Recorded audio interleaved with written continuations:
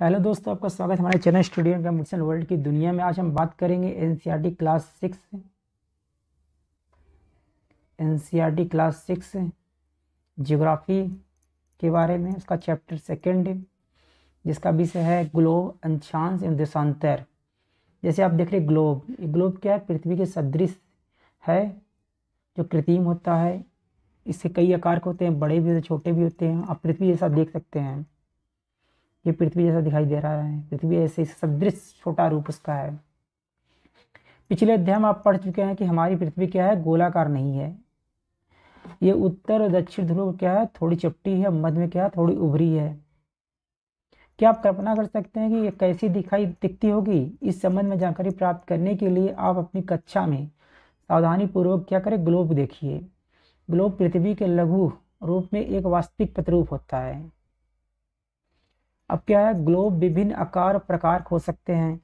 बड़े ग्लोब जो आसानी से एक स्थान से दूसरे स्थान नहीं ले जाए जा सकते हैं। पॉकेट में रखने योग्य ग्लोब, छोटे ग्लोब जो गुब्बारे जैसे ग्लोब होते हैं, इसमें हवा भरी जा सकती है, आसानी से एक स्थान से दूसरे स्थान ले जाया जा सकता है। ग्लोब क्या है? स्थिर नहीं होते हैं, इसे उसी प्रकार घुमाया जा सकता है जैसे कुम्हार की पहिया लट्टू घुमाया जाता है। ग्लोब पर देशों, महाद्वीपों, महासागरों उनके सही आकार में दिखाया जा सकता है। पृथ्वी के समान किसी गोले पर किसी बिंदु की स्थिति का वर्णन करना कठिन है। अब प्रश्न उठता है कि इस पर किसी स्थान की स्थिति कैसे बताई जा सकती है। इसके लिए हम कुछ अन्य बिंदुओं और रेखाओं के संदर्भ में आवश्यकताएं होती है। आप देखेंगे कि एक सुई ग्लोब से झुकी हुई अवस्था में स्थित होती है, इसे अक्ष कहा जाता है। ग्लोब पर वे दो बिंदु जिनसे होकर सुई गुजरती है, उत्तर दक्षिण ध्रुव है। ग्लोब को इसी सुई के चारों ओर पृथ्वी की भांति पश्चिम से पूरब की ओर घुमाया जा सकता है, लेकिन याद रहे कि इन दोनों में अंतर है। पृथ्वी पर वास्तव में ऐसी कोई सुई नहीं होती है, अपने अक्ष पर चारों ओर घूमती है, जो एक काल्पनिक रेखा है। चलिए हम घर पर ट्राई करते ग्लोब बनाते कैसे हैं। एक बड़ा गोलाकार आलू या गेंद ले लें, स्वेटर्स बुनने वाले सुई को इसके अंदर घुसा दें और सलाई ग्लोब पर दर्शाएं कि अक्ष का अनुरूप है। आप आलू और गेंद को उसके अक्ष पर बाएं से दाएं घुमा सकते हैं। एक अन्य काल्पनिक रेखा ग्लोब को क्या करता है? दो भागों में बांटता है। देखो, ये पृथ्वी का उत्तरी ध्रुव है, ये पृथ्वी क्या अंदर इसके नीचे दक्षिणी ध्रुव है। चलिए हम बात करते हैं। इसे विषुवत वृत्त कहा जाता है, जब पृथ्वी दो भागों में बांटता है। ये देखिए, दो भागों में पृथ्वी बांट रहा है, इसे विषुवत वृत्त कहते हैं। क्या कहते हैं? इक्वेटर कहते हैं। पृथ्वी के उत्तर में स्थित आधे भाग क्या कहते हैं? उत्तरी गोलार्ध, नॉर्थ हेमिस्फीयर। दक्षिण वाले आधे भाग क्या कहते हैं? दक्षिणी गोलार्ध कहा जाता है। ये दोनों बराबर आधे भागों में होते हैं। इस प्रकार विषुवत वृत्त पृथ्वी पर एक काल्पनिक वृत्त बनती है। यह पृथ्वी के विभिन्न स्थानों पर स्थित बताने का सबसे महत्वपूर्ण संदर्भ बिंदु है। विषुवत वृत्त ध्रुवों तक स्थित सभी समांतर वृत्तों को अक्षांश या समान रेखाएं अक्षांशों के अंश में मापा जाता है। विषुवत वृत्त शून्य अंश अक्षांश दर्शाता है। क्योंकि विषुवत वृत्त दोनों तरफ ध्रुवों के बीच की दूरी पृथ्वी की चारों ओर वृत्त का 1/4 है, अतः इसका माप होगा 360 अंश का 1/4 यानी 90 अंश है। इस प्रकार 90 अंश उत्तरी अक्षांश उत्तरी ध्रुव को दर्शाता है, 90 अंश दक्षिणी अक्षांश दक्षिणी ध्रुव को दर्शाता है। इस प्रकार विषुवत वृत्त के उत्तर की सभी अंश समांतर रेखाओं को उत्तरी अक्षांश कहा जाता है तथा विषुवत वृत्त के दक्षिणी स्थित सभी समांतर रेखाओं को दक्षिण अक्षांश कहा जाता है। समांतर रेखा ये है, ये सब क्या है? उत्तरी अक्षांश, ये क्या है? दक्षिणी अक्षांश। समांतर से समांतर खींची जा रही हैं, इसलिए प्रत्येक अक्षांश के मान के साथ साथ उसकी दिशा यानी उत्तर दक्षिण दिखा जाता है। समांतर इसे उत्तर दक्षिण अक्षर व्यक्त किया जाता है। उदाहरण के लिए महाराष्ट्र में चंद्रपुर और ब्राजील में पेली हॉर्जेटो दोनों एक अक्षांश 20 अंश पर स्थित है, लेकिन चंद्रपुर विषुवत वृत्त 20 अंश उत्तर में है और बेलो हॉर्जिएटो 20 अंश उत्तर दक्षिण में स्थित है। इसलिए हम कह सकते हैं चंद्रपुर 20 अंश उत्तर अक्षांश पर तथा बेलो हॉर्जिएटो 20 दक्षिण अक्षांश पर स्थित है। जैसा कि आप विषुवत वृत्त दूरी के अक्षांशों का आकार घटता जाता है। ये दक्षिण 20 अंश, यहाँ उत्तर 20 अंश।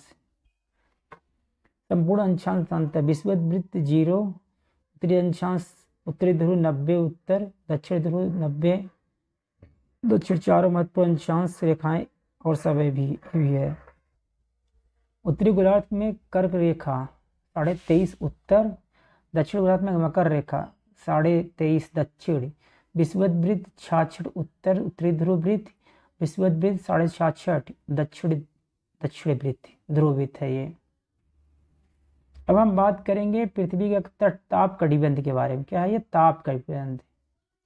कर्क रेखा मकर रेखा के बीच के सभी अंशांशों पर सूर्य एक बार दोपहर में सिर के ठीक ऊपर होता है, इसलिए इस क्षेत्र में सबसे अधिक उष्मा प्राप्त होता है, जिसे हम उष्णकटिबंधीय कहते हैं।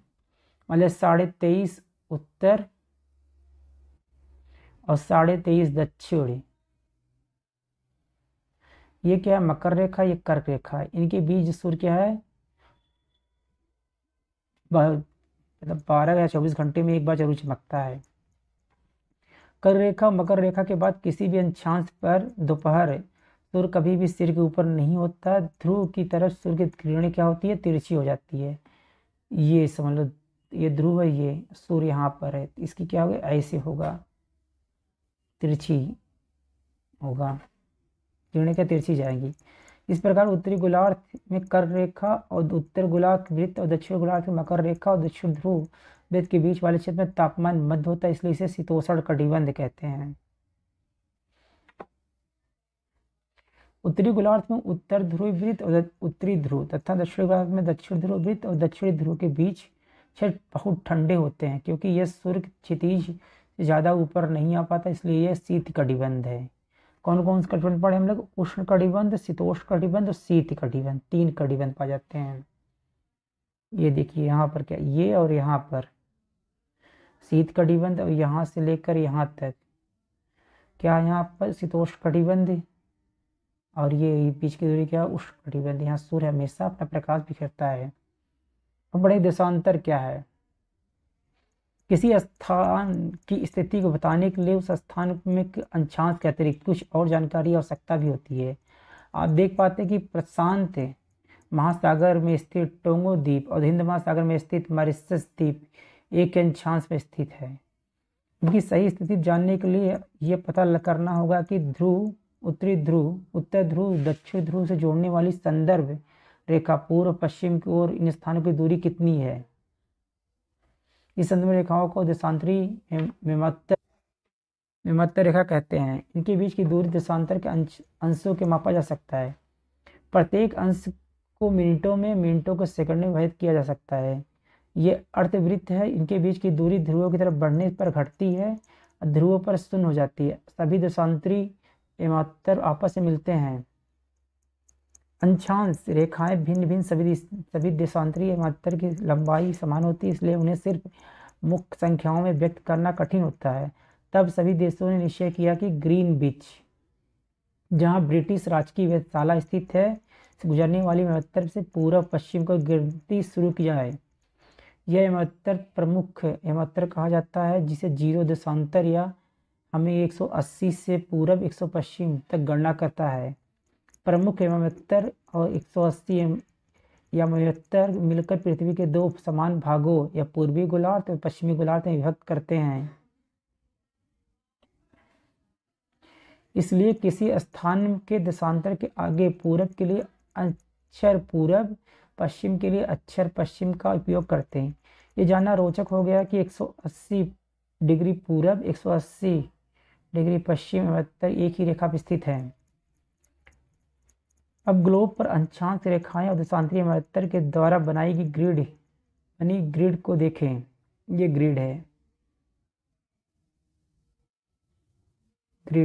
देखिए, अगर आप किसी स्थान के अक्षांश देशांतर की सही जानकारी हो तो ग्लोब पर आप इस स्थान को पता आसानी से लगा सकते हैं। उदाहरण के लिए असम के धुबरी क्या है, 26 अंश उत्तर अक्षांश और 90 मिनट पूरब देशांतर पर स्थित है। अब उस बिंदु को देखें जहां दोनों रेखाएं एक समान काटती है, इस बिंदु को धुबरी का सही स्थिति होगा। इनको समझने के लिए कागज पर समान दूरी वाले क्षैतिज ऊर्ध्वाधर रेखा खींचिए।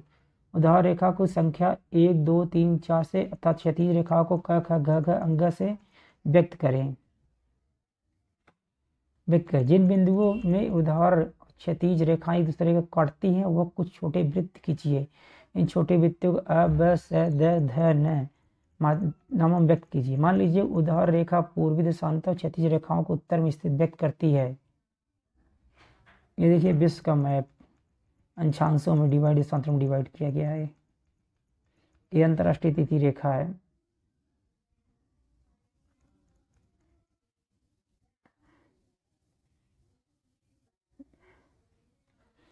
देशांतर और समय को मापने का सबसे अच्छा साधन होता है पृथ्वी चंद्रमा ग्रहों की गति। सूर्योदय और सूर्यास्त का प्रतिदिन होता है। अतः स्वाभाविक ही है कि ये पूरे विश्व में समय निर्धारण का सबसे अच्छा साधन है। स्थानीय समय का अनुमान सूर्य के द्वारा बनाने वाली परछाई से लगाया जा सकता है। दोपहर में सबसे छोटी परछाई होती है और सूर्योदय और सूर्यास्त के समय सबसे लंबी परछाई होती है। ग्रीनविच में स्थित प्रमुख यामोत्तर पर सूर्य जिस समय आकाश सबसे ऊंची बिंदु पर होगा उस समय यामोत्तर में से सभी स्थानों में दोपहर होगा। क्योंकि पृथ्वी पश्चिम से पूरब की ओर चक्कर कहते हैं, पृथ्वी पश्चिम से पूरब की चक्कर लगाती है, अतः वे स्थान जो ग्रीनविच के पूरब उनका समय ग्रीनविच समय से आगे होगा, जो पश्चिम में उनका समय पीछे होगा। समय का अंतर दर गणना पर निम्नलिखित विधि से की जा सकती है। पृथ्वी लगभग 24 घंटे अपने अंश पर 360 घूमती है। कितना है? 360 भागे 24, अर्थात 1 घंटे में क्या होता है 15 डिग्री। 360 भागे 24, 1 घंटे बराबर 15 डिग्री और 4 मिनट बराबर 1 डिग्री घूमती है। 4 बराबर चूँकि 60 हो गया ना, 4 मिनट बराबर 1 डिग्री ये हो गया आपका। इस प्रकार ग्रीनविच दोपहर 12 बजते हैं तब ग्रीनविच में 15 पूरब में समय होगा, इसे 60 मिनट। ग्रीनविच समय 1 घंटा आगे और दोपहर में 1 बजा होगा, लेकिन ग्रीनविच के 15 डिग्री पश्चिम समय ग्रीनविच में 1 घंटा पीछे यानी सुबह के 11 बजे होंगे। इस प्रकार ग्रीनविच पर दोपहर 12 बजे होंगे तो उसी समय 180 मध्य रात्रि होगा। किसी भी समय किसी भी स्थान पर जब सूर्य प्रकाश में अपने उच्चतम बिंदु पर होता है दोपहर उस समय घड़ी में 12 बजते हैं। इस प्रकार घड़ी द्वारा दिखाया गया समय उस स्थान पर स्थानीय समय होगा। आप देख सकते हैं कि दिए गए देशांतरी यामोत्तर पर सभी स्थानों पर समय स्थानीय समय का समान है। अब हम देखेंगे कि मानक समय क्यों माना जाता है। अलग अलग यामोत्तर पर स्थित स्थानों के स्थानीय समय अंतर।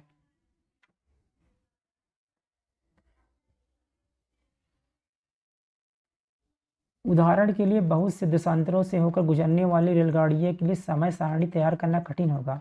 भारत में गुजरात के द्वारका, असम के डिब्रूगढ़ का स्थानीय समय लगभग 1 घंटा 45 मिनट का अंतर होता है। इसलिए यह आवश्यक है कि देश के मध्य भाग से गुजरने वाली किसी में मात्र स्थानीय समय को देश का मानक समय माना जा सकता है। यह मात्र रेखा स्थानीय समय पूरे देश का मानक समय माना जाएगा।